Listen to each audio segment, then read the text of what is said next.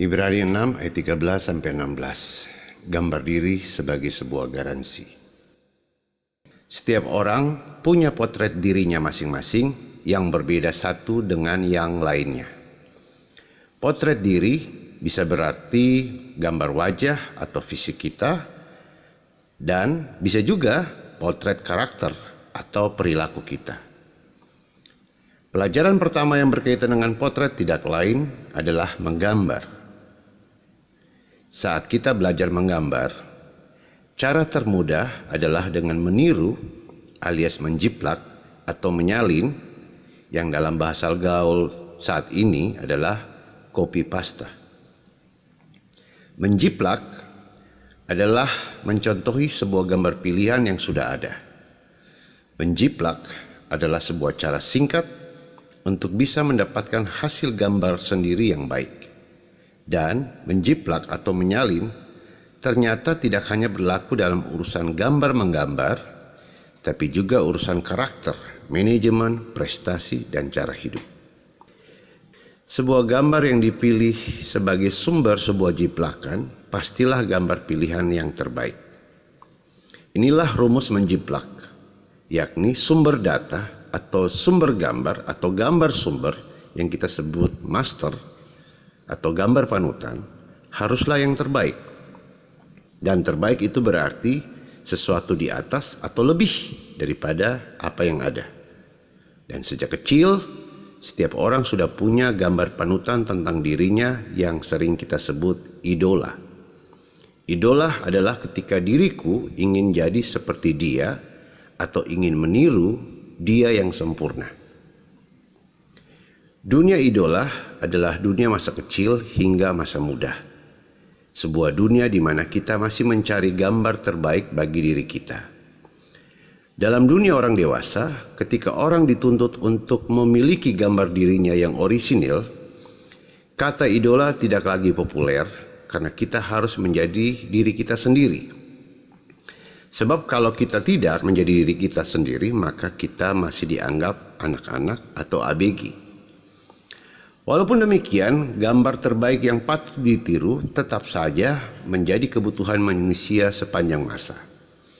Karena itulah, saat seseorang diberi tanggung jawab, ia harus bersumpah untuk mengikuti dan meniru sebuah potret orang terbaik yang menjadi contoh pelaku tanggung jawab itu. Itulah makna sumpah yang sebenarnya, yakni aku mau menjadi terbaik seperti dia. Tinggal soal, dia ini siapa?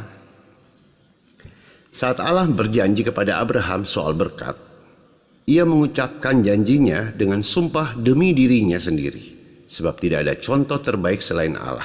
Dan Abraham kemudian menjadi contoh terbaik kita tentang orang setia yang menantikan janji itu dipenuhi. Apa yang Allah lakukan kepada Abraham ialah bahwa sebuah janji itu harus ada garansinya. Sumpah adalah garansi. Siapapun yang berani bersumpah, apalagi menggunakan Tuhan sebagai garansinya, maka ia memasuki wilayah yang sangat sakral, karena Allah tidak bisa dipakai dalam urusan janji yang ece-ece, apalagi untuk sebuah penipuan. Mungkin itulah maksud hukum Taurat, supaya kita tidak menggunakan nama Tuhan dengan sembarangan. Ketika orang membuat janji dan memberi garansi, maka garansinya harus bernilai sama atau lebih. Sebuah janji yang bergaransi umumnya disertai dengan jaminan berupa barang yang bernilai, entah itu emas ataupun uang, atau dengan jaminan sumpah. Namun ada garansi yang paling utama yang bukan dalam bentuk sumpah atau uang, yaitu gambar diri manusia itu sendiri. Jika gambar diri seseorang dianggap jujur, komitmen, dan benar, maka tanpa memberi jaminan, barang, atau sumpah sekalipun, orang itu dipercaya. Dan inilah bagian yang dikerjakan Yesus selama ia hidup bersama para murid dan pengikutnya. Yesus menghendaki para muridnya percaya pada dia bukan karena garansi dan sumpah, tapi karena mereka melihat potret dirinya yang meniru Allah. Sejak kelahirannya, Yesus tidak diberikan karpet merah atau malaikat pendamping oleh Allah sebagai garansi bahwa dia adalah anak Allah. Tapi Allah membiarkan Yesus menggambarkan sendiri potret hidupnya kepada dunia. Itu sebabnya kita bisa mengerti ucapan Yesus kepada Thomas, "Berbahagialah mereka yang percaya tanpa butuh garansi atau bukti, sebab percaya yang sejati adalah melihat potret diri Yesus yang sebenarnya sebagai anak Allah." Dengan demikian, garansi utama manusia adalah gambar dirinya sendiri. Apakah gambar karakternya bisa dipercaya sebagai orang jujur, orang setia, orang benar, dan orang bertanggung jawab? Ataukah sebaliknya? Inilah sebenarnya problem utama gambar manusia tentang siapakah dirinya sepanjang masa. Saat kita menggambar potret diri kita, meniru Allah, kita akan sulit mendapatkan gambar penuntunnya. Mengapa? Sebab Allah tidak kelihatan dan tidak nyata di hadapan kita. Kita mungkin terbantu dengan gambar Yesus ketika ia menjadi manusia, baik itu lewat Alkitab, khotbah, atau bahkan dengan dukungan teknologi multimedia, atau bahkan lewat film seperti yang kita tonton dalam The Passion of the Christ atau film-film yang lainnya, dengan sejuta efek film yang menghadirkan Yesus seolah-olah dia nyata. Namun film itu atau gambar Yesus hingga aksesoris iman yang kita pakai atau yang terpampang di gereja tidak akan pernah bisa menolong kita meniru Yesus secara utuh dan lengkap. Karena itulah Yesus mewariskan kepada kita Roh Kudus, sebuah roh yang menolong kita menjadi seperti gambar dirinya.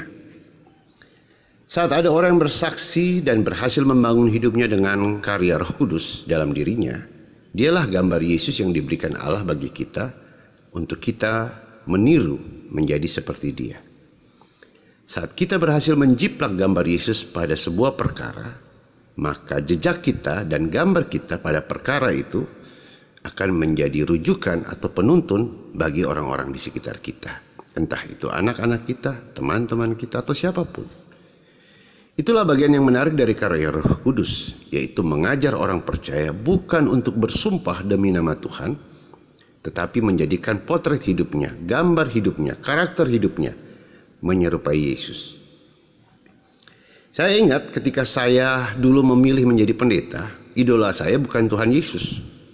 Karena memang saya tidak punya gambar Tuhan Yesus yang bertoga, Tuhan Yesus yang berkhotbah di mimbar, dan Tuhan Yesus seperti seorang pendeta. Tapi saya terinspirasi dari seorang pendeta tua di Ambon, yang menurut saya itulah gambar Yesus. Begitupun ketika saya harus menjadi seorang suami, gambar penuntun saya bukanlah ayah saya, melainkan om saya yang setia dan sabar menjadi seorang suami bagi tante saya. Dan saya yakin kita semua pasti punya rujukan gambar dari tokoh-tokoh tertentu dalam memberi penuntun untuk meniru gambar Yesus. Hidup punya banyak perkara dan setiap perkara tidak diselesaikan dengan satu gambar. Kita butuh banyak gambar, banyak contoh, banyak rujukan untuk menjadi seperti Yesus. Karena itu kita bukan cuma baca satu ayat, tapi butuh banyak ayat. Kita bukan cuma membaca, tapi juga butuh mendengar, menonton, bahkan mengalami. Kita bukan hanya mengetahui, tapi butuh merasakan. Dan untuk merasakan senang, kita butuh susah. Untuk merasakan sukacita, butuh duka cita. Merasakan bahagia, butuh kesengsaraan, dan seterusnya. Oleh sebab itu, kita akan berjumpa dan belajar dengan banyak sekali gambar Yesus dari rupa-rupa orang dan rupa-rupa peristiwa dalam hidup yang tidak selamanya seragam dan sama. Menjadi orang yang dipercayai karena hidup dalam kebenaran Allah adalah panggilan hidup iman Kristen. Sekali lagi, menjadi orang yang dipercayai karena hidup dalam kebenaran Allah adalah panggilan hidup iman orang Kristen. Kita diajari Yesus bukan untuk menjadi teolog atau ahli kitab suci untuk bisa berdebat tentang kebenaran Allah, namun kita diajarkan untuk menjadikan hidup kita menjadi inspirasi atau gambar penuntun bagi orang lain tentang kebenaran Allah. Yesus mengajar kita bukan untuk mengumbar namanya ketika datang ketakutan dan kekhawatiran, melainkan siap dan berani menghadapinya seperti gambar Yesus pada orang-orang tertentu yang terekam dalam hidup kita. Apa karakter hidup kita serta bagaimana kita mengendalikan hidup adalah potret gambar Allah yang tak perlu stempel garansi untuk orang percaya. Orang benar akan dipercaya bukan karena perkataannya, tapi karena hidupnya. Orang baik dipercaya karena adegan-adegan kebaikannya yang teruji.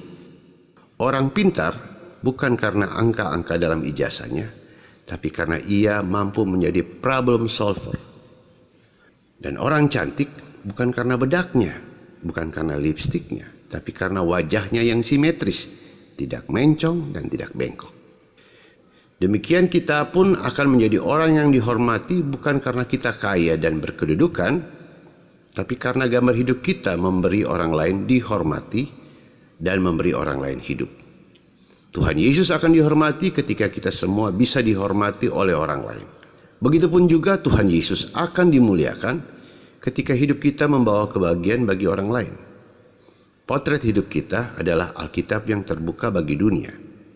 Kita tidak perlu mencantumkan ayat Alkitab, atau harus bersumpah demi nama Tuhan, ataupun menjual nama Tuhan dalam meyakinkan orang lain mengenai diri kita.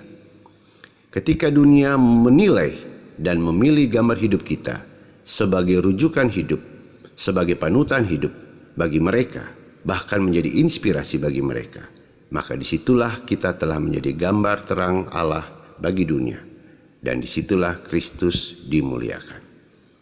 Amin.